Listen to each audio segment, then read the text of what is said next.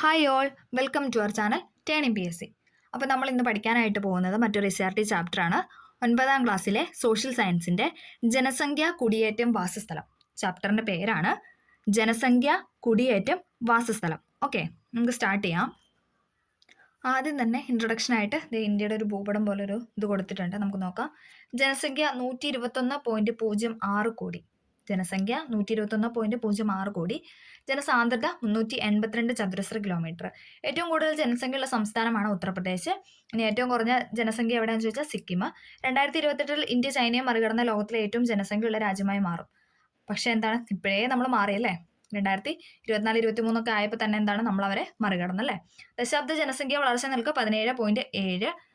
സ്ത്രീ പുരുഷ അനുപാതം 943. അങ്ങനെ ഒരു പിക്ചർ ഇവിടെ നൽകിയിട്ടുണ്ട്. നമുക്ക് നോക്കാം. ഇവിടെ കുറച്ച് ക്വസ്റ്റ്യൻ ഒക്കെ ചോദിച്ചിട്ടുണ്ട് നമുക്ക് കുട്ടികൾക്ക് ചെയ്യാനായിട്ട്. നമുക്ക് നോക്കാം. ഒരു രാജ്യത്തിന്റെ വിഭവാസൂത്രണം, വിഭവ വിനിയോഗം തുടങ്ങിയ മേഖലകളിൽ ജനസംഖ്യാ കണക്കുകളുടെ പ്രസക്തി വളരെ വലുതാണ്. ഒരു പ്രദേശത്ത് നിശ്ചിത കാലയളവിൽ അധിവസിക്കുന്ന ജനങ്ങളുടെ ആകെ എണ്ണമാണ് എന്തെന്ന് പറയുന്നത് അവിടുത്തെ ജനസംഖ്യ എന്ന് പറയുന്നത്. ഒരു പ്രദേശത്ത് നിശ്ചിത കാലയളവിൽ അധിവസിക്കുന്ന ജനങ്ങളുടെ ആകെ എണ്ണമാണ് എന്തെന്ന് പറയുന്നത് അവിടുത്തെ പോപ്പുലേഷൻ അഥവാ ജനസംഖ്യ എന്ന് പറയുന്നത്. ഒരു രാജ്യം അറിയപ്പെടുന്നത് അവിടുത്തെ ജനങ്ങളിലൂടെയാണ്. ഒരു രാജ്യം അറിയപ്പെടുന്നത് എന്താണ്? ഇന്ത്യ അറിയപ്പെടുന്നത് ഇവിടുത്തെ ഇന്ത്യയിലെ ജനങ്ങളിലൂടെയാണ് എന്ന് പറഞ്ഞ പോലെ ഒരു രാജ്യം അറിയപ്പെടുന്നത് അവിടുത്തെ ജനങ്ങളിലൂടെയാണ്. എന്തെന്നാൽ വിഭവങ്ങളെ ഉൽപാദനപരമായി ഉപയോഗപ്പെടുത്തുന്നതും രാജ്യത്തിന്റെ നയങ്ങൾ രൂപപ്പെടുത്തുന്നതും ജനങ്ങളാണ്. അതിനാൽ മനുഷ്യ വിഭവമാണ് യഥാർത്ഥ സമ്പത്ത് എന്ന് തന്നെ പറയാം. മനുഷ്യക്ഷേമമാണല്ലോ വികസനത്തിന് ആധാരം. ഇതിനായി ആഹാരം, വസ്ത്രം, പാർപ്പിടം, തൊഴില്, മറ്റ് അടിസ്ഥാന സൗകര്യങ്ങൾ തുടങ്ങിയവ ഉറപ്പാക്കേണ്ടതുണ്ട്. നമ്മൾ ഇതിനെക്കുറിച്ചൊക്കെ പഠിച്ചായിരുന്നു അല്ലേ. കഴിഞ്ഞ ക്ലാസ്സിൽ നമ്മൾ ഇതിന് ഡീറ്റെയിൽ ആയിട്ട് പറഞ്ഞായിരുന്നു. ആരെങ്കിലും കണ്ടിട്ടില്ലെങ്കിൽ പ്ലേലിസ്റ്റ് ആക്കി എക്കണോമിക്സിന്റെ ഇതിൽ പ്ലേലിസ്റ്റ് ഇട്ടിട്ടുണ്ട്. അപ്പോൾ അതൊന്ന് പോയി കണ്ടു നോക്കാം. രാജ്യത്തെ ജനസംഖ്യാ സംബന്ധമായ വിവരങ്ങൾ ശേഖരിച്ച് വിശകലനം ചെയ്താൽ മാത്രമേ ലഭ്യമായ വിഭവങ്ങൾ യഥാവിധി പ്രയോജനപ്പെടുത്തി വികസന പ്രവർത്തനങ്ങൾ കാര്യക്ഷമമായി ആസൂത്രണം ചെയ്യാനായിട്ട് സാധിക്കത്തുള്ളൂ. നോക്കാം. ജനസംഖ്യാ വിതരണം, അതാണ് ഫസ്റ്റ് പോയിന്റ്. ജനസംഖ്യാ വിതരണം. ഓക്കെ, ഇന്ത്യയിലെ ജനസംഖ്യാ വിതരണം കാണിക്കുന്ന ഭൂപടം ശ്രദ്ധിക്കും. ജനസംഖ്യ കൂടുതലായി കേന്ദ്രീകരിച്ച് കാണുന്ന പ്രദേശങ്ങളും തീരെ കുറവുള്ള പ്രദേശങ്ങളും ഇതിൽ നിന്ന് തിരിച്ചറിയാൻ സാധിക്കും. ഇവിടെ ഒരു ഭൂപടമൊക്കെ തന്നിട്ടുണ്ട്. ഇന്ത്യയുടെ മാപ്പാണ്. ഏറ്റവും കൂടുതലുള്ളതും കുറവുള്ളതൊക്കെ ഇവിടെ കാണിച്ചിട്ടുണ്ട്. ഓക്കെ, നമുക്ക് നോക്കാം. ഉത്തരമഹാസമുദ്ര പ്രദേശത്തുടനീളം ജനസംഖ്യ കൂടുതലായിട്ട് കേന്ദ്രീകരിച്ചു. ഉത്തരമഹാസമുദ്രത്തിൽ എന്താണ്, ഒരുപാട് ജനസംഖ്യയുണ്ട്. എന്നാൽ നമ്മൾ ഉപദ്വീപീയ പീഠഭൂമിയുടെ ഭാഗത്തോട്ട് വരുമ്പോൾ എന്താണ്, അവിടെ ജനസംഖ്യ കുറവാണ്. ഉപദ്വീപീയ പീഠഭൂമിയിലാകെ താരതമ്യം കുറഞ്ഞ ജനസംഖ്യയാണ് ഉള്ളത്. സമതലങ്ങളിലെ പോലെ കൃഷിക്ക് അനുയോജ്യമായ സാഹചര്യങ്ങളുടെ കുറവും ചെന്നെത്താനുള്ള ബുദ്ധിമുട്ടുമാണ് ഇതിന് കാരണം. എന്നാൽ ഉപദ്വീപീയ പീഠഭൂമിയിൽ ധാതുക്കളുടെ ഖനനം, ധാതു അധിഷ്ഠിത വ്യവസായം തുടങ്ങിയ പ്രവർത്തനങ്ങൾ ചില പ്രദേശങ്ങളെ ഉയർന്ന ജനവാസ മേഖലകളാക്കുന്നു. ഗതാഗത, വാർത്താവിനിമയ മേഖലകളിലെ പുരോഗതിയും ഇതിന് ആക്കം കൂട്ടുന്നു. ഇനി ഇവിടെ ഒരു പദസൂര്യം കൊടുത്തിട്ടുണ്ട്, നോക്കാം. ജനസംഖ്യാ വിതരണത്തെ സ്വാധീനിക്കുന്ന ഘടകങ്ങൾ. ജനസംഖ്യ വിതരണത്തെ സ്വാധീനിക്കുന്ന ഘടകങ്ങളാണ് കൊടുത്തിരിക്കുന്നത്. നമുക്ക് നോക്കാം. കാലാവസ്ഥ, നഗരവൽക്കരണം, ധാതുക്കള്, മണ്ണിനം, ജലലഭ്യത, ഭൂപ്രകൃതി, വ്യവസായവൽക്കരണം. ഇതൊക്കെ എന്താണ്, ജനസംഖ്യാ വിതരണത്തെ സ്വാധീനിക്കുന്ന ഘടകങ്ങളാണ്. കാലാവസ്ഥ, നഗരവൽക്കരണം, ധാതുക്കള്, മണ്ണിനങ്ങള്, ജലലഭ്യത, ഭൂപ്രകൃതി, വ്യവസായവൽക്കരണം. ഇതൊക്കെ ജനസംഖ്യാ വിതരണത്തെ സ്വാധീനിക്കുന്ന ഘടകങ്ങളാണ്. ഇന്ത്യയുടെ ആകെ സ്ഥലവിസ്തൃതി എന്ന് പറയുന്നത് 3.28 ദശലക്ഷം ചതുരശ്ര കിലോമീറ്റർ ആണ്. ഇന്ത്യയുടെ ആകെ സ്ഥലവിസ്തൃതി എന്ന് പറയുന്നത് 3.28 ദശലക്ഷം ചതുരശ്ര കിലോമീറ്റർ ആണ്. അതായത് ലോകത്തിന്റെ ആകെ കരവിസ്തൃതിയുടെ എത്ര ശതമാനമാണ്? 2.5%. ലോകത്തിന്റെ ആകെ കരവിസ്തൃതിയുടെ 2.5% എന്താണ്? ഇന്ത്യയാണ്. ഓക്കെ, എന്നാൽ ഇന്ത്യ ഉൾക്കൊള്ളുന്ന ലോക ജനസംഖ്യയുടെ 17.5%. അതായത് ലോകത്തിന്റെ ജനസംഖ്യ എടുത്താൽ അതിൽ 17.5% ആൾക്കാർ എന്താണ്? ഇന്ത്യക്കാരാണ്. ഓക്കെ, ഒന്നും കൂടെ പറയാം. ഇന്ത്യയുടെ ആകെ സ്ഥലവിസ്തൃതി എന്ന് പറയുന്നത് 3.28 ദശലക്ഷം ചതുരശ്ര കിലോമീറ്റർ ആണ്. PYQ ആണ്, പഠിക്കണം. ഇന്ത്യയുടെ ആകെ സ്ഥലവിസ്തൃതി എന്ന് പറയുന്നത് 3.28 ദശലക്ഷം ചതുരശ്ര കിലോമീറ്റർ ആണ്. ലോകത്തിന്റെ ആകെ കരവിസ്തൃതിയുടെ 2.5%. എന്നാൽ ഇന്ത്യ ഉൾക്കൊള്ളുന്ന ലോക ജനസംഖ്യയുടെ 17.5%. 17.5% ഇന്ത്യ ഉൾക്കൊള്ളുന്നുണ്ട്. ഓക്കെ, ഓരോ ചതുരശ്ര കിലോമീറ്റർ പ്രദേശവും ശരാശരി 382 ആളുകളെയാണ് ഉൾക്കൊള്ളുന്നത്. ഒരു ചതുരശ്ര കിലോമീറ്റർ എടുത്തു കഴിഞ്ഞാൽ അവിടെ എത്രയാണ്? 382 ആൾക്കാർ അധിവസിക്കുന്നുണ്ട്. ഇതാണ് ഇന്ത്യയുടെ ജനസാന്ദ്രത. ഓരോ ചതുരശ്ര കിലോമീറ്റർ പ്രദേശത്തുമുള്ള ശരാശരി ജനസംഖ്യയെ ജനസാന്ദ്രത എന്നാണ് വിളിക്കുന്നത്. അതായത് ഡെൻസിറ്റി ഓഫ് പോപ്പുലേഷൻ എന്ന് വിളിക്കുന്നു. ഓരോ ചതുരശ്ര കിലോമീറ്റർ പ്രദേശത്തുമുള്ള ശരാശരി ജനസംഖ്യയെ ജനസാന്ദ്രത എന്നാണ് വിളിക്കുന്നത്. ഒരു പ്രദേശത്തെ ജനസംഖ്യ ഭൂവിസ്തൃതി കൊണ്ട് ഹരിച്ചാൽ ജനസാന്ദ്രത കണക്കാക്കാനായിട്ട് സാധിക്കും. ഒരു പ്രദേശത്തെ ജനസംഖ്യയെ ഭൂവിസ്തൃതി കൊണ്ട് ഹരിച്ചാൽ എന്താണ്? ജനസാന്ദ്രത കണക്കാക്കാം. അപ്പോൾ ജനസാന്ദ്രത ഇസ് ഈക്വൽ ടു ആകെ ജനസംഖ്യ ഡിവൈഡ് ബൈ ഭൂവിസ്തൃതി. ഓക്കെ. ജനസാന്ദ്രതയിൽ മുന്നിലുള്ള രാജ്യങ്ങളാണ് ഏതൊക്കെ എന്ന് പറയുന്നത്? ബംഗ്ലാദേശും ജപ്പാനും. ജനസാന്ദ്രതയിൽ ബംഗ്ലാദേശ്, ജപ്പാൻ എന്നീ രാജ്യങ്ങൾക്ക് പിന്നിലായി 3-ാം സ്ഥാനത്താണ് ആരുള്ളത്? ഇന്ത്യ ഉള്ളത്. ഓക്കെ, 3-ാം സ്ഥാനമാണ് ഇന്ത്യക്ക്. ഇന്ത്യയിലാകട്ടെ ജനസാന്ദ്രതയിൽ പ്രകടമായ പ്രാദേശിക വ്യത്യാസങ്ങൾ നിലനിൽക്കുന്നു. 2011 സെൻസസ് പ്രകാരം എന്താണ്? ഒരു ചതുരശ്ര കിലോമീറ്ററിൽ 17 പേര് മാത്രമുള്ള അരുണാചൽ പ്രദേശ് എന്താണ്? ജനസാന്ദ്രതയിൽ ഏറ്റവും പിന്നിലാണ്. അതായത് ഒരു ചതുരശ്ര കിലോമീറ്റർ എടുത്ത് അവിടെ എന്താണ് 17 പേര് മാത്രമുണ്ട് അരുണാചൽ പ്രദേശിലെ ചില പ്രദേശങ്ങളിൽ. ഓക്കെ. എന്നാൽ ചതുരശ്ര കിലോമീറ്ററിൽ 11,297 പേരെ ഉൾക്കൊള്ളുന്ന ഡൽഹിയാണ് മുന്നിൽ.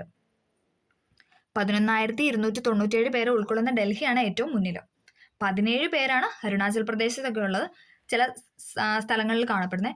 അതേപോലെ തന്നെ ഡൽഹി എന്നുള്ളത് എടുക്കുകയാണെങ്കിൽ നമുക്ക് എന്താണ് ഒരു ചതുരശ്ര കിലോമീറ്റർ തന്നെ എത്രയാണ്?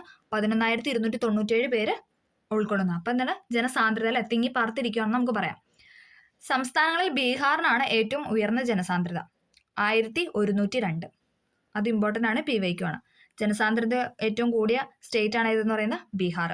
ജനസാന്ദ്രത ഏറ്റവും ഉയർന്ന സ്റ്റേറ്റ് ആണ് ബീഹാർ, 1102. ഓക്കെ, ക്ലിയർ ആയെന്ന് പ്രതീക്ഷിക്കുന്നു. ഇവിടെ ഇന്ത്യയുടെ ഭൂപടമൊക്കെ കൊടുത്തിട്ടുണ്ട്. സ്റ്റേറ്റും കാര്യങ്ങളൊക്കെ എഴുതിയിട്ട് അവിടുത്തെ ജനസംഖ്യയും എല്ലാം പറഞ്ഞിട്ടൊരു ഭൂപടമൊക്കെ കൊടുത്തിട്ടുണ്ട്. ഇന്ത്യയിലെ സംസ്ഥാനങ്ങളെ ജനസാന്ദ്രതയുടെ അടിസ്ഥാനത്തിൽ തരംതിരിച്ച് ചുവടെ നൽകിയിട്ടുള്ള മാതൃകയിൽ പട്ടികപ്പെടുത്തും. 100-ൽ താഴെ വളരെ കുറഞ്ഞ ജനസാന്ദ്രത, 101 മുതൽ 250 കുറഞ്ഞ സാന്ദ്രത, അങ്ങനെ പറഞ്ഞ കുട്ടികൾക്ക് അതൊരു പൂരിപ്പിക്കാനായിട്ട് കൊടുത്ത ഒരു ടേബിളാണത്. ഓക്കെ. നിരപ്പായ ഭൂപ്രകൃതി, മിതമായ കാലാവസ്ഥ, കൃഷിക്ക് യോജിച്ച ഫലഭൂഷ്ടിയുള്ള മണ്ണിനങ്ങൾ, ശുദ്ധജല ലഭ്യത തുടങ്ങിയ പ്രധാന ഭൂമിശാസ്ത്ര ഘടകങ്ങളാണ് മുഖ്യമായും ചില പ്രദേശങ്ങളിലെ ഉയർന്ന ജനസാന്ദ്രതയ്ക്ക് അടിസ്ഥാനം. ഒന്നും കൂടെ പറയാം. നിരപ്പായ ഭൂപ്രകൃതി, മിതമായ കാലാവസ്ഥ, കൃഷിക്ക് യോജിച്ച ഫലഭൂഷ്ടിയുള്ള മണ്ണിനങ്ങൾ, ശുദ്ധജല ലഭ്യത തുടങ്ങിയ പ്രധാന ഭൂമിശാസ്ത്ര ഘടകങ്ങളാണ് മുഖ്യമായും എന്തെന്ന് പറയുന്നത് ചില പ്രദേശങ്ങളിലൊക്കെ ഉയർന്ന ജനസാന്ദ്രതയ്ക്ക് കാരണമെന്ന് പറയുന്നത്. ഓക്കെ. കൂടാതെ ധാതു ലഭ്യമായ പ്രദേശങ്ങളിലും വ്യാവസായിക മേഖലകളിലുമുള്ള വർദ്ധിച്ച തൊഴിൽ സാധ്യതകളും നഗരങ്ങൾ കേന്ദ്രീകരിച്ചുള്ള ആകർഷകമായ അടിസ്ഥാന സൗകര്യങ്ങളും സേവനങ്ങളും ഇത്തരം പ്രദേശങ്ങളിലെ ഉയർന്ന ജനസാന്ദ്രതയ്ക്ക് കാരണമാകാറുണ്ട്. ജനസാന്ദ്രതയിലെ അസന്തുലിതാവസ്ഥയ്ക്കുള്ള കാരണങ്ങളും അതിൽ ഭൂമി ശാസ്ത്ര ഘടകങ്ങളുടെ പ്രാധാന്യം ബോധ്യമായല്ലോ. ഒരു പ്രദേശത്തുള്ള ജനസംഖ്യയിൽ മാറ്റം ഉണ്ടാകുന്നത് എങ്ങനെയാണെന്ന് നമുക്ക് നോക്കാം. ഓക്കെ. അടുത്തതാണ് ജനസംഖ്യാ വളർച്ച. നിശ്ചിത കാലയളവിൽ ഒരു പ്രദേശത്ത് അധിവസിക്കുന്ന ജനങ്ങളുടെ എണ്ണത്തിൽ ഉണ്ടാകുന്ന മാറ്റമാണ് ജനസംഖ്യാ വളർച്ച എന്ന് പറയുന്നത്. ഒരു നിശ്ചിത കാലയളവിൽ ഒരു പ്രദേശത്ത് അധിവസിക്കുന്ന ജനങ്ങളുടെ എണ്ണത്തിൽ ഉണ്ടാകുന്ന മാറ്റമാണ് എന്തെന്ന് പറയുന്നത്? ജനസംഖ്യാ വളർച്ച എന്ന് പറയുന്നത്. ഇത് പൊതുവെ ശതമാനത്തിലാണ് കണക്കാക്കാറുള്ളത്. നമ്മൾ ശതമാനത്തിലാണ് ഈ ജനസംഖ്യാ വളർച്ചയൊക്കെ പറയാറുള്ളത്. ഇന്ത്യയിലെ ദശാബ്ദ വളർച്ചാ നിരക്ക് 17.7%. ഓക്കെ. അതായത് 2001 ജനസംഖ്യയേക്കാൾ 17.7% കൂടുതലാണ് 2010. അതായത് 10 വർഷം കൂടി പിന്നിട്ടതിന് ശേഷം നമ്മൾ സെൻസസ് എടുത്തപ്പോൾ എന്താണ് 17.7% എന്താണ് ജനസംഖ്യയിൽ വർധനമാണ് ഇന്ത്യയിൽ ഉണ്ടായത്. ഇത്തരത്തിൽ ജനസംഖ്യയിൽ ഉണ്ടാകുന്ന വളർച്ചയെ അനുകൂല ജനസംഖ്യാ വളർച്ച എന്ന് പറയുന്നു. പോസിറ്റീവ് ഗ്രോത്ത് ഓഫ് പോപ്പുലേഷൻ എന്ന് പറയുന്നു. ഒരു പ്രദേശത്തെ ജനസംഖ്യ കുറയുന്ന സാഹചര്യങ്ങളും ഉണ്ടാകാറുണ്ട്. ഇതിനെന്തായിരിക്കും പറയുന്നത്? അതിനെയാണ് പ്രതികൂല വളർച്ച അഥവാ നെഗറ്റീവ് ഗ്രോത്ത് ഓഫ് പോപ്പുലേഷൻ എന്ന് പറയുന്നത്. ഓക്കെ. എന്തൊക്കെ കാരണങ്ങളാലാണ് ജനസംഖ്യയിൽ മാറ്റമുണ്ടാകുന്നത് നോക്കാം. ജനന നിരക്ക്, മരണനിരക്ക്, കുടിയേറ്റം. ജനസംഖ്യാ മാറ്റത്തെ സ്വാധീനിക്കുന്ന സ്വാഭാവിക ഘടകമാണ് ജനന നിരക്കും മരണനിരക്കും. ഉയർന്ന ജനന നിരക്കും കുറഞ്ഞ മരണനിരക്കും ജനസംഖ്യാ വർധനവ് കാരണമായേക്കാം. മരണനിരക്ക് ഉയർന്നാൽ എന്താണ്? ജനസംഖ്യ കുറയും. ഓക്കെ. നമുക്ക് ഫസ്റ്റ് നോക്കാം. കുടിയേറ്റം. ഒരു പ്രദേശത്ത് നിന്ന് മറ്റൊരു പ്രദേശത്തേക്ക് സ്ഥിരമായോ താൽക്കാലികമായോ ജനങ്ങൾ മാറി താമസിക്കുന്നതിനെയാണ് എന്തെന്ന് പറയുന്നത്? കുടിയേറ്റം എന്നതുകൊണ്ട് ഉദ്ദേശിക്കുന്നത്. ഒരു പ്രദേശത്ത് നിന്ന് മറ്റൊരു പ്രദേശത്തേക്ക് സ്ഥിരമായോ താൽക്കാലികമായോ ജനങ്ങൾ മാറി താമസിക്കുന്നതാണ് എന്തെന്ന് പറയുന്നത്? കുടിയേറ്റം എന്ന് പറയുന്നത്. കുടിയേറ്റത്തിന്റെ വിവിധ തലങ്ങൾ നമുക്ക് നോക്കാം. ഇവിടെ നൽകിയിട്ടുണ്ട്. കുടിയേറ്റം രാജ്യാന്തര കുടിയേറ്റമുണ്ട്, ആഭ്യന്തര കുടിയേറ്റമുണ്ട്. അതായത് മറ്റു രാജ്യങ്ങളിലേക്ക് പോകുന്നുണ്ട്, അതായത് രാജ്യത്ത് തന്നെ പല സ്ഥലങ്ങളിലേക്ക് പോകുന്നതുണ്ട്. രാജ്യാന്തര കുടിയേറ്റം, രാജ്യാന്തര ആഗമനം, രാജ്യാന്തര ഗമനം. 2 ടൈപ്പ് ഉണ്ട്. രാജ്യാന്തര ആഗമനമുണ്ട്, രാജ്യാന്തര ഗമനമുണ്ട്. അടുത്താണ് ആഭ്യന്തര കുടിയേറ്റം. സംസ്ഥാനാന്തര കുടിയേറ്റവും സംസ്ഥാന ആഭ്യന്തര കുടിയേറ്റവും. സംസ്ഥാനാന്തരമുണ്ട്, അതേപോലെ തന്നെ സംസ്ഥാന ആഭ്യന്തരമുണ്ട്. ഇനി ജില്ലാതര കുടിയേറ്റമുണ്ട്, ജില്ലാ ആഭ്യന്തര കുടിയേറ്റമുണ്ട്. ജില്ലാതരമുണ്ട്, ജില്ലാ ആഭ്യന്തരതരമുണ്ട്. ഓക്കെ. രാജ്യാതിർത്തി കടന്നുള്ള കുടിയേറ്റങ്ങളെയാണ് രാജ്യാന്തര കുടിയേറ്റം അഥവാ ഇന്റർനാഷണൽ മൈഗ്രേഷൻ എന്ന് പറയുന്നത്. ഒരു രാജ്യത്തേക്ക് ജനങ്ങൾ വന്നു ചേരുന്നതിന് രാജ്യാന്തര ആഗമനം അഥവാ ഇമിഗ്രേഷൻ എന്നാണ് ഇമിഗ്രേഷൻ എന്നും, രാജ്യം വിട്ട് മറ്റൊരു രാജ്യത്തിലേക്ക് കുടിയേറുന്നതിന് രാജ്യാന്തര ഗമനം അഥവാ എമിഗ്രേഷൻ എന്നും പറയുന്നു. ഇമിഗ്രേഷനും ഉണ്ട്, എമിഗ്രേഷനും ഉണ്ട്. ഓക്കെ. വിദേശ രാജ്യങ്ങളിൽ ജോലി ചെയ്യുന്ന മലയാളികൾ രാജ്യാന്തര കുടിയേറ്റക്കാർക്ക് ഉത്തമ ഉദാഹരണമാണ്. കേരളത്തിൽ അന്താരാഷ്ട്ര വിമാനത്താവളങ്ങൾ 3 ഉള്ളത്. ഈ ചെറിയ സംസ്ഥാനത്ത് ഇത്രയും അന്താരാഷ്ട്ര വിമാനത്താവളങ്ങൾ ഉണ്ടാവാൻ എന്തായിരിക്കും കാരണം? അല്ലെ, നമുക്ക് ആലോചിച്ച് തന്നെ അറിയാം അല്ലെ. ഓക്കെ. രാജ്യാതിർത്തിക്കുള്ളിൽ തന്നെയുള്ള കുടിയേറ്റങ്ങൾ ആഭ്യന്തര കുടിയേറ്റങ്ങളായ അഥവാ ഇന്റേണൽ മൈഗ്രേഷൻ. ഇത്തരം കുടിയേറ്റങ്ങൾക്കും പ്രധാന കാരണം തൊഴിലാണ്. രാജ്യത്ത് മെച്ചപ്പെട്ട തൊഴിലും വേതനവും ലഭിക്കുന്ന ഇടങ്ങളിലേക്ക് ജനങ്ങൾ കുടിയേറുന്നു. കേരളത്തിലെ നിർമ്മാണ മേഖലയിൽ ജോലി ചെയ്യുന്ന ഉത്തരേന്ത്യൻ തൊഴിലാളികൾ ഇത്തരം കുടിയേറ്റക്കാർക്ക് ഉദാഹരണമാണ്. ഇത്തരത്തിലൊരു സംസ്ഥാനത്ത് നിന്ന് മറ്റൊരു സംസ്ഥാനത്തേക്ക് നടക്കുന്ന കുടിയേറ്റങ്ങളെ സംസ്ഥാനാന്തര കുടിയേറ്റം എന്നാണ് പറയുന്നത്. അതായത് ഇന്റർ സ്റ്റേറ്റ് മൈഗ്രേഷൻ. സംസ്ഥാനാന്തര കുടിയേറ്റം എന്ന് പറയുന്നു. സംസ്ഥാനങ്ങൾക്കുള്ളിൽ ജനങ്ങൾ വിവിധ കാരണങ്ങളാൽ മാറി താമസിക്കുന്നതിന് എന്താണ് പറയുന്നത്? സംസ്ഥാന ആഭ്യന്തര കുടിയേറ്റം എന്ന് പറയുന്നു. അതായത് നമ്മുടെ സ്റ്റേറ്റിനുള്ളിൽ തന്നെ, ഇപ്പൊ കേരളത്തിനുള്ളിൽ തന്നെ നമ്മൾ പല സ്ഥലത്തോട്ട് മാറുകയാണ്, അതിനെന്താണ് പറയുന്നത്? സംസ്ഥാന ആഭ്യന്തര കുടിയേറ്റം. ഇനി നമ്മൾ കേരളം വിട്ട് വേറൊരു സ്റ്റേറ്റിലോട്ട് പോകണമെങ്കിൽ എന്താണ് പറയുന്നത്? ഇന്റർ സ്റ്റേറ്റ് മൈഗ്രേഷൻ അഥവാ സംസ്ഥാനാന്തര കുടിയേറ്റം എന്ന് പറയുന്നു. ഓക്കെ, ക്ലിയർ അല്ലേ? ജില്ലാ അതിർത്തി കടന്നുള്ള കുടിയേറ്റങ്ങളെ ജില്ലാനന്തര കുടിയേറ്റം എന്ന് വിളിക്കുന്നു. ജില്ലാതിർത്തി കടന്നുള്ള കുടിയേറ്റങ്ങളെ ജില്ലാന്തര കുടിയേറ്റം അഥവാ ഇന്റർ ഡിസ്ട്രിക്ട് മൈഗ്രേഷൻ എന്ന് പറയുന്നു. അതായത് നമ്മളൊരു ജില്ലയെ തന്നെ മറ്റു സ്ഥലങ്ങളിലേക്ക് മാറുന്നു, അതിനാണ് ജില്ലാന്തര കുടിയേറ്റം എന്ന് പറയുന്നത്. 20-ാം നൂറ്റാണ്ടിന്റെ ആദ്യ പകുതിയിൽ മധ്യ തിരുവിതാംകൂറിൽ നിന്ന് മലബാറിലേക്കുണ്ടായ വൻതോതിലുള്ള കർഷക കുടിയേറ്റങ്ങൾ ജില്ലാന്തര കുടിയേറ്റങ്ങൾക്ക് ഉദാഹരണമാണ്. വിവാഹം, വിദ്യാഭ്യാസം തുടങ്ങിയ വിവിധ കാരണങ്ങളാൽ ഒരു ജില്ലയ്ക്കുള്ളിൽ തന്നെ ജനങ്ങൾ കുടിയേറി പാർക്കാറുമുണ്ട്. ഇത്തരം കുടിയേറ്റങ്ങളെ ജില്ലാ ആഭ്യന്തര കുടിയേറ്റം എന്നും വിളിക്കുന്നു. മേൽപ്പറഞ്ഞ എല്ലാത്തരം കുടിയേറ്റങ്ങളും 4 വിധത്തിലാണ് ഉണ്ടാകുക. ഗ്രാമത്തിൽ നിന്ന് ഗ്രാമത്തിലേക്കുള്ള കുടിയേറ്റം, ഗ്രാമത്തിൽ നിന്ന് നഗരത്തിലേക്കുള്ള കുടിയേറ്റം, നഗരത്തിൽ നിന്ന് നഗരത്തിലേക്കുള്ള കുടിയേറ്റം, നഗരത്തിൽ നിന്ന് ഗ്രാമത്തിലേക്കുള്ള കുടിയേറ്റം. ഇങ്ങനെ 4 ടൈപ്പ് ഓഫ് കുടിയേറ്റങ്ങൾ വരാൻ പറ്റും. ഓക്കെ. കുടിയേറ്റം എന്തുകൊണ്ട്? നമ്മുടെ നാട്ടിൽ നിന്ന് തൊഴിൽ തേടി വിദേശ രാജ്യങ്ങളിലേക്കും ഇന്ത്യയിലെ തന്നെ മറ്റു നഗരങ്ങളിലേക്കും ധാരാളം ആളുകൾ കുടിയേറിയിട്ടുണ്ട്. ലോകത്തിലെ വികസിത മേഖലകളിലെ തൊഴിലവസരമാണ് ഇത്തരം കുടിയേറ്റങ്ങൾക്ക് പ്രധാന കാരണം, അല്ലെ? 20-ാം നൂറ്റാണ്ടിന്റെ 2-ാം പകുതിയിൽ പശ്ചിമേഷ്യൻ രാജ്യങ്ങളിൽ ഉണ്ടായ വ്യാപക പെട്രോളിയം ഖനനം സൃഷ്ടിച്ച തൊഴിലവസരങ്ങളാണ് ഗൾഫ് മേഖലയിലേക്കുള്ള ഇത്തരം കുടിയേറ്റങ്ങളുടെ ആകർഷക ഘടകം എന്ന് പറയുന്നത്. ഓക്കെ, ഇവിടെ ഒരു കട്ടിങ് കൊടുത്തു. യൂറോപ്പിലേക്ക് വൻ അഭയാർത്ഥി പ്രവാഹം എന്നൊക്കെ പറഞ്ഞിട്ട് ഒരു പത്ര കട്ടിങ് ഒക്കെ കൊടുത്തിട്ടുണ്ട്. ചില പ്രദേശങ്ങളിലെ ആകർഷക ഘടകങ്ങൾ ജനങ്ങൾ സ്വന്തം താല്പര്യത്തോടെ നടത്തുന്ന കുടിയേറ്റങ്ങളെ ആകർഷക കുടിയേറ്റം അഥവാ വോളണ്ടറി മൈഗ്രേഷൻ എന്ന് പറയുന്നു. ചില പ്രദേശങ്ങളിലെ ആകർഷക ഘടകങ്ങളാൽ ജനങ്ങൾ സ്വന്തം താല്പര്യത്തോടെ അങ്ങോട്ടേക്ക് മൈഗ്രേറ്റ് ആവും. അതിനെ എന്തെന്നാണ് പറയുന്നത്? വോളണ്ടറി മൈഗ്രേഷൻ എന്ന് പറയുന്നു. പ്രതികൂല സാഹചര്യങ്ങളിൽ നിർബന്ധിതമായി നടക്കുന്ന കുടിയേറ്റങ്ങളെ നിർബന്ധിത കുടിയേറ്റം എന്ന് പറയുന്നു. Forced migration. പ്രതികൂല സാഹചര്യങ്ങളിൽ നിർബന്ധിതമായി നടക്കുന്ന കുടിയേറ്റങ്ങളെ നിർബന്ധിത കുടിയേറ്റം എന്ന് പറയുന്നു. കുടിയേറ്റത്തിന്റെ ഫലങ്ങൾ. മനുഷ്യ വിഭവത്തിന്റെ പുനഃസംഘാടനമാണ് എന്തെന്ന് പറയുന്നത്? കുടിയേറ്റത്തിലൂടെ സംഭവിക്കുന്നത്. ഇത് കുടിയേറ്റക്കാരുടെ പ്രഭവ സ്ഥലങ്ങളിലും കുടിയേറി പാർക്കുന്ന പ്രദേശങ്ങളിലും സാമൂഹിക, സാമ്പത്തിക, സാംസ്കാരിക മേഖലകളിൽ നിർണായക മാറ്റങ്ങൾക്ക് കാരണമാകുന്നു. നമുക്ക് നോക്കാം എന്തൊക്കെയാണെന്ന്.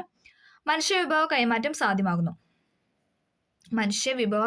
സാധ്യമാകുന്നു. മാതൃരാജ്യത്തേക്ക് വിദേശ നാണ്യം ലഭ്യമാക്കുന്നു. ചില പ്രദേശങ്ങളിൽ അമിത ജനസംഖ്യയ്ക്ക് വഴി തെളിക്കുന്നു. വിഭവ ദൗർലഭ്യത്തിന് കാരണമാകുന്നു. സാങ്കേതിക വിദ്യ കൈമാറ്റം സാധ്യമാകുന്നു. കൂടുതൽ തൊഴിലവസരങ്ങൾ ലഭിക്കുന്നു. ജനങ്ങൾക്കിടയിലെ സാമൂഹിക ബന്ധങ്ങൾ ഇല്ലാതാകുന്നു. ഇമ്പോർട്ടൻ്റ് ആണ്. ജനങ്ങൾക്കിടയിലെ സാമൂഹിക ബന്ധങ്ങൾ ഇല്ലാതാകുന്നു. ചേരികളുടെ രൂപീകരണത്തിന് കാരണമാകുന്നു. പകർച്ചവ്യാധികൾ വ്യാപിക്കുന്നു. ആളുകളൊക്കെ തിങ്ങിപ്പാർത്തല്ലേ, അപ്പൊ പകർച്ചവ്യാധികൾ വ്യാപിക്കുന്നു. പെട്ടെന്നൊക്കെ ഓരോ വ്യാധിയൊക്കെ വരാനുള്ള ചാൻസസ് ഉണ്ട്. ഉന്നത വിദ്യാഭ്യാസത്തിന് അവസരങ്ങൾ ലഭിക്കുന്നു. ജനസംഖ്യയിലെ സ്ത്രീ പുരുഷ സന്തുലനം ഇല്ലാതാകുന്നു. അഭ്യസ്ത വിദ്യരുടെയും യുവാക്കളുടെയും സേവനം രാജ്യത്തിന് നഷ്ടമാകുന്നു. വിഭവ ചൂഷണം ഉണ്ടാകുന്നു. പരിസ്ഥിതി മലിനീകരണത്തിന്റെ തീവ്രത കൂടുന്നു. ഓക്കെ, ഇതൊക്കെയാണ് എന്തെന്ന് പറയുന്നത്? കുടിയേറ്റത്തിന്റെ ഫലങ്ങളായിട്ട് ഉണ്ടാകുന്ന കാര്യങ്ങൾ എന്ന് പറയാം. ഇതൊക്കെ നമുക്ക് ഒന്ന് വായിക്കാനുള്ളതേ ഉള്ളൂ അല്ലേ. ഓക്കെ, ഇവിടെ ഒരു വർക്ക്ഷീറ്റ് ഒക്കെ കുട്ടികൾക്ക് ചെയ്യാനായിട്ട് കൊടുത്തിട്ടുണ്ട്. അടുത്താണ് വാസസ്ഥലങ്ങൾ അഥവാ സെറ്റിൽമെന്റ്സ്. മനുഷ്യന്റെ കാർഷിക സംസ്കാരത്തിന് ഏകദേശം 12,000 വർഷത്തിന് പഴക്കമുള്ളതായി കണക്കാക്കുന്നു. ആവശ്യമായ ഭക്ഷ്യവിളകൾ കൃഷി ചെയ്ത് ഉൽപ്പാദിപ്പിക്കാൻ തുടങ്ങിയപ്പോൾ കൃഷിയിടങ്ങളോട് ചേർന്ന് പാർപ്പിടങ്ങൾ രൂപപ്പെട്ടു. പിൽക്കാലത്തുണ്ടായ വിവിധ മനുഷ്യ പ്രവർത്തനങ്ങളും കുടിയേറ്റങ്ങളും വ്യത്യസ്ത തരത്തിൽ പാർപ്പിടങ്ങൾ രൂപം കൊള്ളാൻ കാരണമായി. സ്ഥിരമോ താൽക്കാലികമോ ആയി വിവിധ വലിപ്പത്തിൽ കാണപ്പെടുന്ന പാർപ്പിടങ്ങളുടെ കൂട്ടത്തെയാണ് എന്തെന്ന് പറയുന്നത്? വാസസ്ഥലങ്ങൾ എന്ന് പറയുന്നത്. ഒന്നും കൂടെ പറയാം. മനുഷ്യന്റെ കാർഷിക സംസ്കാരത്തിന് ഏകദേശം 12,000 വർഷത്തിന്റെ പഴക്കമുള്ളതായി കണക്കാക്കുന്നു. ആവശ്യമായ ഭക്ഷ്യവിളകൾ കൃഷി ചെയ്ത് ഉൽപ്പാദിപ്പിക്കാൻ തുടങ്ങിയപ്പോൾ എന്താണ് ചെയ്തത്? ആ കൃഷിയിടങ്ങളോട് ചേർന്ന് തന്നെ എല്ലാവരും വീടൊക്കെ വെച്ച് പാർപ്പിടമൊക്കെ വെച്ച് ജീവിക്കാനായിട്ട് തുടങ്ങി. പിൽക്കാലത്തുണ്ടായ വിവിധ മനുഷ്യപ്രവർത്തനങ്ങളുടെയും കുടിയേറ്റങ്ങളുടെയും വ്യത്യസ്ത തരത്തിൽ പാർപ്പിടങ്ങൾ രൂപം കൊള്ളാൻ കാരണമായി. സ്ഥിരമോ താൽക്കാലികമോ ആയി വിവിധ വലിപ്പത്തിൽ കാണപ്പെടുന്ന പാർപ്പിടങ്ങളുടെ കൂട്ടത്തെയാണ് നമ്മൾ എന്തെന്ന് പറയുന്നത്? സെറ്റിൽമെന്റ്സ് അഥവാ വാസസ്ഥലങ്ങൾ എന്ന് വിശേഷിപ്പിക്കുന്നത്. ഓക്കെ, ഇനി നമ്മൾ വാസസ്ഥലങ്ങളെ രണ്ടായിട്ട് തരംതിരിക്കുക. ഗ്രാമീണ വാസസ്ഥലമെന്നും നഗരവാസസ്ഥലമെന്നും. ഓക്കെ, നമുക്ക് നോക്കാം. താരതമ്യേന കുറഞ്ഞ ജനസംഖ്യ ഉള്ളതും ജനങ്ങൾ മുഖ്യമായും കാർഷിക വൃത്തിയെ ആശ്രയിച്ച് ജീവിക്കുന്നതുമായ പ്രദേശങ്ങളെയാണ് എന്തെന്ന് പറയുന്നത്? ഗ്രാമീണ വാസസ്ഥലങ്ങൾ എന്ന് പറയുന്നത്. ഓക്കെ, എല്ലാവർക്കും ക്ലിയർ അല്ലേ? താരതമ്യേന കുറഞ്ഞ ജനസംഖ്യ ഉള്ളതും ജനങ്ങൾ മുഖ്യമായും കാർഷിക വൃത്തിയെ ആശ്രയിച്ച് ജീവിക്കുന്നതുമായ പ്രദേശങ്ങളെയാണ് ഗ്രാമീണ വാസസ്ഥലം എന്ന് വിളിക്കുന്നത്. പ്രാദേശികമായി ലഭിക്കുന്ന അസംസ്കൃത വസ്തുക്കൾ ഉപയോഗപ്പെടുത്തിയാണ് പൊതുവെ പാർപ്പിടങ്ങൾ നിർമ്മിക്കുന്നത്. പ്രാദേശികമായി, അതായത് അവിടെ ഉള്ള സാധനങ്ങളൊക്കെ വെച്ചിട്ട് അല്ലെങ്കിൽ അവിടെ ഉള്ള അസംസ്കൃത വസ്തുക്കൾ വെച്ചിട്ടാണ് എന്തെന്ന് പറയുന്നത്? ഈ പാർപ്പിടങ്ങൾ അവർ നിർമ്മിക്കുന്നതെന്ന് പറയാം. അതാണ് ഒന്നാമത്തെ പോയിന്റ്, ഗ്രാമീണ വാസസ്ഥലം. ഓക്കെ, ഇനി രണ്ടാമത്തെയാണ് വിവിധ തരം ഗ്രാമീണ ഇനി അതിന്റെ പോയിന്റ്സ് ആണ് പറയുന്നത്. വിവിധ തരം ഗ്രാമീണ വാസസ്ഥലം. പാർപ്പിടങ്ങളുടെ വിന്യാസ രീതിക്കനുസരിച്ച് പൊതുവെ 2 തരത്തിൽ ഗ്രാമീണ വാസസ്ഥലം ഉണ്ട്. ഇനി ഗ്രാമീണ വാസസ്ഥലത്തെ നമ്മൾ രണ്ടായിട്ട് തിരിക്കുക. ചിത്രം ശ്രദ്ധിക്കൂ. ഇതൊരു ചിത്രം, ഇത് രണ്ടാമത്തെ ചിത്രം കേട്ടോ. ഓക്കെ, 1, 2. ഇവിടെ ഇങ്ങനെ തിങ്ങി പാർത്ത് പാർപ്പിടം ഉണ്ടല്ലേ? പക്ഷെ ഇവിടെ നോക്കിക്കേ, ഇടയ്ക്കിടയ്ക്കിടയ്ക്ക് മാത്രമേ ഉള്ളൂ. ഓക്കെ, ഇതിൽ പാർപ്പിടങ്ങൾ തമ്മിലുള്ള അകലത്തിൽ എന്ത് വ്യത്യാസമാണ് നിങ്ങൾക്ക് കാണാൻ കഴിയുന്നത്? അനുകൂല സാഹചര്യങ്ങളുള്ള പ്രദേശങ്ങളിൽ വളരെ അടുത്തടുത്തായി നിരവധി പാർപ്പിടങ്ങൾ കേന്ദ്രീകരിച്ച് കാണുന്നു. ഇത്തരം ജനവാസ മേഖലകളെ കേന്ദ്രീകൃത വാസ സ്ഥലങ്ങൾ അഥവാ ന്യൂക്ലിയേറ്റഡ് സെറ്റിൽമെന്റ്സ് എന്ന് വിളിക്കുന്നു. ഫലപുഷ്ടമായ നദീതട സമുദ്രങ്ങളിൽ ഇത്തരത്തിൽ വാസസ്ഥലങ്ങൾ രൂപപ്പെടാറുണ്ട്. ജനങ്ങൾക്കിടയിലെ ഉയർന്ന സാമൂഹിക ബന്ധവും തൊഴിലിലെ സമാന സ്വഭാവവും ഇത്തരം വാസസ്ഥലങ്ങൾക്ക് പ്രത്യേകതയാണ്. ഓക്കെ, ഇനി രണ്ടാമത്തെ ചിത്രം എന്താണ്? ഇടയ്ക്കിടയ്ക്ക് മാത്രമല്ലേ വീടുള്ളൂ, വളരെ കുറച്ചുള്ളൂ അല്ലേ? രണ്ടാമത്തെ ചിത്രത്തിൽ കാണുന്നത് പോലെ പാർപ്പിടങ്ങൾ പരസ്പരം അകന്നാണ് സ്ഥിതി ചെയ്യുന്നത്. ഈ ജനവാസ മേഖലകളെ വിസ്തരിത വാസസ്ഥലങ്ങൾ അഥവാ ഡിസ്പേഴ്സ്ഡ് സെറ്റിൽമെന്റ്സ് എന്നാണ് പറയുന്നത്. അതായത് ഇടയ്ക്കിടയ്ക്ക് മാത്രം ഇങ്ങനെ അല്ലേ, അടുപ്പിച്ചല്ല അവർ വീട് വെച്ചിരിക്കുന്നത്, അല്ലെങ്കിൽ അവരുടെ പാർപ്പിടം എന്നൊക്കെ പറയുന്നത് അടുത്തടുത്തല്ല. അതുകൊണ്ട് അവരെ പറയുന്നതാണ് വിസ്തരിത വാസസ്ഥലങ്ങൾ. നിമ്നോന്നതമായ ഭൂപ്രകൃതിയും മറ്റ് പ്രതികൂല സാഹചര്യങ്ങളും ഇത്തരത്തിൽ ജനങ്ങൾ ഒറ്റപ്പെട്ട് ജീവിക്കുന്നതിന് കാരണമാകുന്നു. ആരാധനാലയങ്ങൾ, കമ്പോളങ്ങൾ തുടങ്ങിയ സാംസ്കാരിക സവിശേഷതകൾ ഇവിടെ ജനങ്ങളെ പരസ്പരം കൂട്ടിയിണങ്ങുന്നു. ഓക്കെ, മുകളിൽ സൂചിപ്പിച്ചതിൽ നിന്ന് വ്യത്യസ്തമായി വീടുകൾ പൂർണ്ണമായും കേന്ദ്രീകൃതമോ വിസരിതമോ അല്ലാത്ത ചില പ്രദേശങ്ങളുണ്ട്. അതായത് ഒരുപാട് തിങ്ങി പാർത്തല്ല, എന്നാൽ ഒട്ടും ഇല്ലായ്മയല്ല, ഏകദേശം ഇതിന്റെ നടുക്ക് അല്ലെ, നടുക്ക് നിൽക്കുന്ന രീതിയിലുള്ള അതിനെയാണ് സെമി ക്ലസ്റ്റേർഡ് സെറ്റിൽമെന്റ്സ് എന്ന് പറയുന്നത്. അർദ്ധ കേന്ദ്രീകൃത വാസസ്ഥലങ്ങൾ. ഓക്കെ, രണ്ടിന്റെയും ഇടയിൽ. ഉയർന്ന ജനസംഖ്യയും സ്ഥലപരിമിതിയും കാരണം കേരളത്തിൽ മേൽപ്പറഞ്ഞ തരത്തിൽ ഗ്രാമീണ വാസസ്ഥലങ്ങളെ വേർതിരിച്ച് കാണാനായിട്ട് സാധിക്കില്ല. ഗ്രാമീണ വാസസ്ഥല മാതൃകകൾ നമുക്ക് നോക്കാം. യാത്രാ സൗകര്യം, ജലലഭ്യത തുടങ്ങിയ അനുകൂല ഘടകങ്ങൾ അടിസ്ഥാനമാക്കി കേന്ദ്രീകൃത വാസസ്ഥലങ്ങൾ വ്യത്യസ്ത ആകൃതികൾ പ്രാപിക്കുന്നു. ഒരു കൂട്ടം പാർപ്പിടങ്ങളെ ഉയർന്ന പ്രദേശങ്ങളിൽ നിന്ന് വീക്ഷിച്ചാൽ വിവിധ ആകൃതികൾ ദൃശ്യമാകും. ഇത്തരം ചില ആകൃതികൾ മനസ്സിലാക്കൂ. ഇവ കൂടാതെ പ്രാദേശിക സാഹചര്യങ്ങൾക്കനുസരിച്ച് ചതുരാകൃതി, ത്രികോണാകൃതി തുടങ്ങിയ വിവിധ മാതൃകകൾ ഗ്രാമീണ വാസസ്ഥലങ്ങൾ രൂപപ്പെടാറുണ്ട്. ഇത് ഇവിടെ നൽകിയിട്ടുണ്ട്, നമുക്ക് നോക്കാം. വാസസ്ഥല മാതൃകകൾ. രേഖീയ മാതൃകയുണ്ട്, വൃത്താകാര മാതൃകയുണ്ട്, ലീനിയർ പാറ്റേണും ഉണ്ട്, സർക്കുലർ പാറ്റേണും ഉണ്ട്. ഓക്കെ, റോഡ്, നദി, തീരരേഖ എന്നിവയ്ക്ക് സമാന്തരമായി വികസിച്ചു വരുന്ന വാസസ്ഥല മാതൃകയാണ് ഈ ലീനിയർ പാറ്റേൺ അഥവാ രേഖീയ മാതൃക എന്ന് പറയുന്നത്. റോഡ്, നദി, തീരരേഖ എന്നിവയ്ക്ക് സമാന്തരമായി വികസിച്ചു വരുന്ന വാസസ്ഥല മാതൃകയാണ് രേഖീയ മാതൃക. ഇനി ജലാശയങ്ങള്, മേച്ചിൽപ്പുറങ്ങൾ, ആരാധനാലയങ്ങൾ തുടങ്ങിയ സവിശേഷതകളെ ചുറ്റി രൂപം കൊള്ളുന്നതാണ് എന്തെന്ന് പറയുന്നത്? വൃത്താകാര മാതൃക എന്ന് പറയുന്നത്. ജലാശയം, മേച്ചിൽപ്പുറം, ആരാധനാലയങ്ങൾ തുടങ്ങിയ സവിശേഷതകളെ ചുറ്റി രൂപം കൊള്ളുന്നതാണ് എന്തെന്ന് പറയാം? വൃത്താകാര മാതൃക എന്നുകൊണ്ട് ഉദ്ദേശിക്കുന്നത്. ഓക്കെ, അടുത്താണ് നക്ഷത്ര മാതൃക, സ്റ്റാർ പാറ്റേൺ. വിവിധ റോഡുകൾ സന്ധിക്കുന്ന ഇടങ്ങളിൽ രൂപം കൊള്ളുന്ന വാസസ്ഥല മാതൃക. നമുക്ക് പെട്ടെന്ന് കണക്ട് ചെയ്യാം അല്ലെ. വിവിധ റോഡുകൾ സന്ധിക്കുന്ന ഇടങ്ങളിൽ രൂപം കൊള്ളുന്ന വാസസ്ഥല മാതൃകയാണ് എന്തെന്ന് പറയുന്നത്? നക്ഷത്ര മാതൃക എന്ന് പറയുന്നത്. അപ്പൊ നമ്മൾ 3 ടൈപ്പ് പഠിച്ചു. വാസസ്ഥല മാതൃകയുടെ 3 ടൈപ്പ് പഠിച്ചു. രേഖീയ മാതൃകയുണ്ട്, വൃത്താകാര മാതൃകയുണ്ട്, നക്ഷത്ര മാതൃകയുണ്ട്. ഓക്കെ, അടുത്താണ് നഗരവാസസ്ഥലങ്ങൾ. അപ്പൊ നമ്മൾ ഗ്രാമീണ വാസസ്ഥലങ്ങളാണെന്ന് പറഞ്ഞ് ഇന്ന് നമ്മൾ പഠിക്കാൻ പോകുന്നത് നഗരവാസസ്ഥലമാണ്. ഓക്കെ, പൊതുവെ ഉയർന്ന ജനസംഖ്യയുള്ളതും ജനങ്ങൾ മുഖ്യമായും കാർഷികേതര മേഖലയെ ആശ്രയിച്ച് ജീവിക്കുന്നതുമായ പാർപ്പിട സമുച്ചയങ്ങളെ നഗരവാസസ്ഥലങ്ങൾ എന്ന് വിളിക്കുന്നു. അതായത് കാർഷിക മേഖലയെ ആശ്രയിച്ച് ജീവിക്കുന്നവരെയാണ് നമ്മൾ എന്തെന്ന് പറഞ്ഞത്? ഗ്രാമീണ വാസസ്ഥലങ്ങൾ എന്ന് പറഞ്ഞത്. ഇനി അതേസമയം കാർഷിക മേഖലയെ കാർഷികേതര മേഖല, അതായത് കാർഷിക മേഖല ഒഴിച്ച് ബാക്കി എന്തിനേയും ആശ്രയിച്ച് ജീവിക്കുന്നവരെയാണ് നമ്മൾ എന്താ പറയുക നഗരവാസ സ്ഥലങ്ങളിൽ ഉൾപ്പെടുത്തുന്നത്. ഓക്കെ, നഗരവാസ സ്ഥലങ്ങൾ പൊതുവെ കേന്ദ്രീകൃത വാസസ്ഥലങ്ങളാണ്. ഗ്രാമീണ മേഖലകളിൽ നിന്ന് തികച്ചും വ്യത്യസ്തമായ സാമ്പത്തിക സാംസ്കാരിക സാഹചര്യങ്ങളാണ് നഗരവാസ സ്ഥലങ്ങളിൽ ഉള്ളത്. ഓക്കെ, നമുക്ക് ക്ലിയർ ആണല്ലേ. ഗ്രാമീണ കാർഷിക സമ്പദ് വ്യവസ്ഥയിൽ നിന്നും നഗര കേന്ദ്രീകൃതമായ വ്യാവസായിക സേവന മേഖലകളിലേക്കുള്ള ജനസംഖ്യാ മാറ്റത്തെ നഗരവൽക്കരണം അഥവാ അർബനൈസേഷൻ എന്നാണ് വിശേഷിപ്പിക്കുന്നത്. ഗ്രാമീണ കാർഷിക സമ്പദ് വ്യവസ്ഥയിൽ നിന്നും നഗര കേന്ദ്രീകൃതമായ വ്യാവസായിക സേവന മേഖലകളിലേക്കുള്ള ജനസംഖ്യാ മാറ്റത്തെയാണ് എന്തെന്ന് പറയുക നഗരവൽക്കരണം എന്ന് വിശേഷിപ്പിക്കുന്നത്. നഗരവൽക്കരണത്തിലൂടെ നഗര ജനസംഖ്യ അഥവാ അർബൻ പോപ്പുലേഷൻ എക്കാലവും വർദ്ധിച്ചു വരുന്നു. 2011 സെൻസസ് പ്രകാരം ഇന്ത്യയിലെ നഗര ജനസംഖ്യ 31.16%. 2011 സെൻസസ് പ്രകാരം എന്താണ് നഗര ജനസംഖ്യ ഇന്ത്യയിൽ 31.16%. ഇന്ത്യയിലെ വിവിധ സംസ്ഥാനങ്ങളിൽ നഗര ജനസംഖ്യാനുപാതത്തിൽ വ്യത്യാസം നിലനിൽക്കുന്നു. 62.17 നഗര ജനസംഖ്യയുള്ള ഗോവയാണ് 1-ാം സ്ഥാനത്ത്. അതായത് ഗോവയുടെ നഗര ജനസംഖ്യ എന്ന് പറയുന്നത് 62.17 ആണ്. അപ്പോൾ ഗോവയാണ് ഇന്ത്യയിൽ മുന്നിൽ നിൽക്കുന്നത്. ഓക്കെ, ഹിമാചൽ പ്രദേശാണ് ഏറ്റവും പിന്നിൽ 10.04. ഗോവയ്ക്ക് 62.17 ആയിരുന്നു നഗര ജനസംഖ്യ എന്ന് പറയുന്നത്. ഹിമാചൽ പ്രദേശ് എന്താണ് അവിടെ 10.04%. ഓക്കെ, കേരളത്തിലെ 47.72% നഗര ജനസംഖ്യ. ദേശീയ തലസ്ഥാന പ്രദേശമായ ഡൽഹിയിൽ എത്രയാണ് 97.50%. അവിടെ നല്ല കൂടുതലുണ്ടല്ലേ, 97.50%.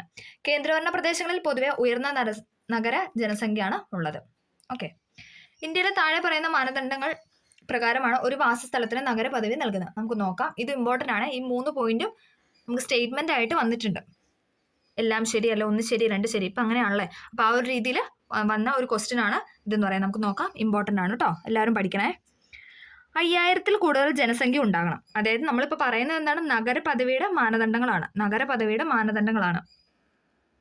5000-ൽ കൂടുതൽ ജനസംഖ്യ ഉണ്ടാവണം.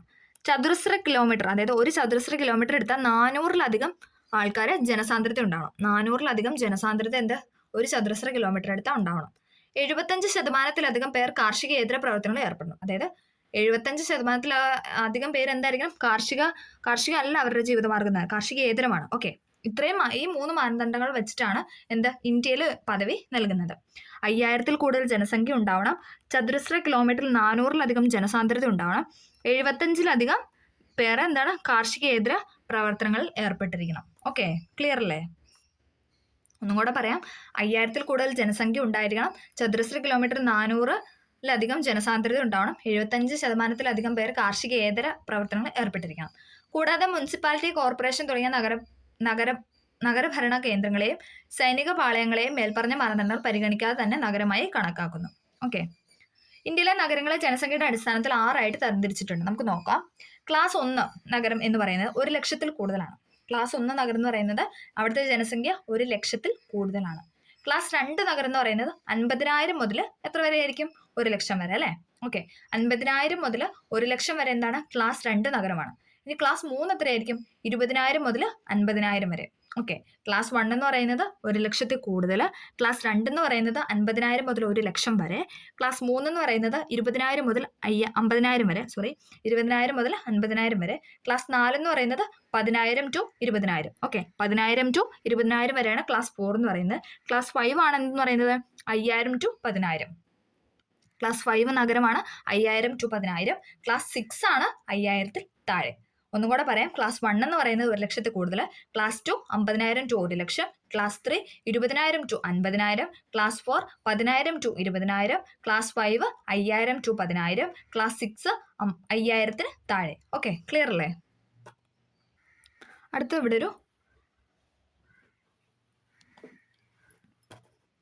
ഇവിടെ നഗരപ്രദേശങ്ങളെ കുറിച്ച് കൊടുത്തിട്ടുണ്ട്. നമുക്ക് നോക്കാം.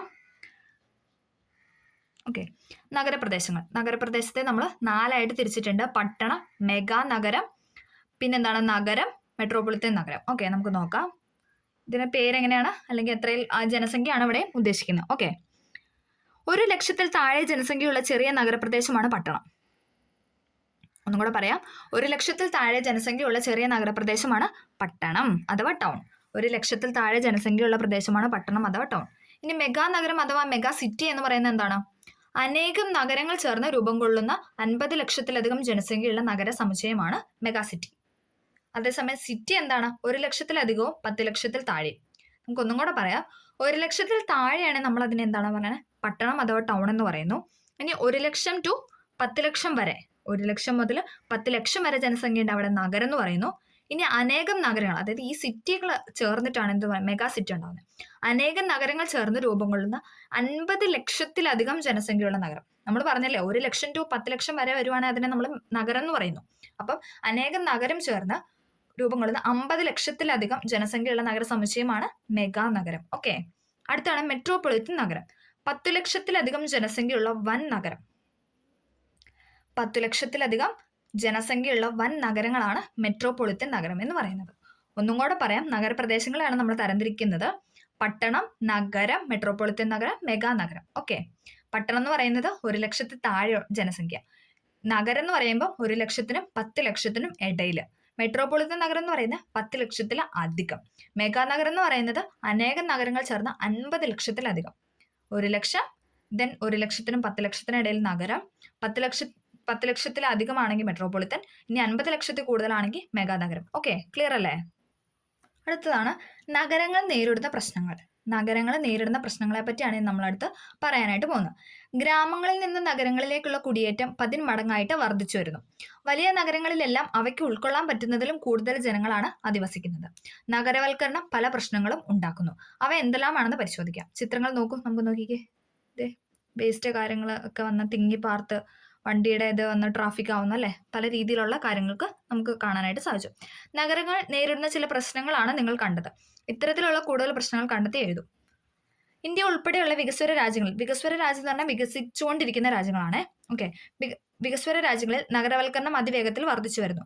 നഗരവൽക്കരണം കൊണ്ടുണ്ടാകുന്ന പ്രശ്നങ്ങൾ നമ്മൾ മനസ്സിലാക്കിയല്ലോ. ഇവയെ ഒരു പരിധി വരെയെങ്കിലും നിയന്ത്രിക്കാൻ നമുക്കാവില്ലേ? പരിഹാര മാർഗങ്ങൾ നിർദ്ദേശിക്കൂ. ഓക്കെ, അങ്ങനെ ഇതോടുകൂടി ഈ ചാപ്റ്റർ തീർന്നിട്ടുണ്ട്. ഓക്കെ, ഇത്രയാണ് ഇതിനകത്ത് മെയിനായിട്ട് പറഞ്ഞു വെച്ച പോയിന്റ്സ് ഒക്കെ. എല്ലാവർക്കും ഇത് മനസ്സിലായെന്ന് വിചാരിക്കുന്നു. എന്തെങ്കിലും ഡൗട്ടോ കാര്യങ്ങളോ ഉണ്ടെങ്കിൽ കമൻ്റായിട്ട് രേഖപ്പെടുത്താം. ക്ലാസ് ഇഷ്ടമായെങ്കിൽ ലൈക്ക് ചെയ്ത് സപ്പോർട്ട് ചെയ്യണം. Okay, thank